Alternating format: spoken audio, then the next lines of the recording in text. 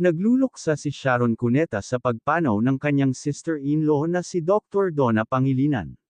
Ayon sa mga ulat, pumanaw si Dr. Donna sa edad na 55 taong gulang. Hindi isinapubliko ng pamilya ang tiyak na sanhi ng kanyang pagpanaw.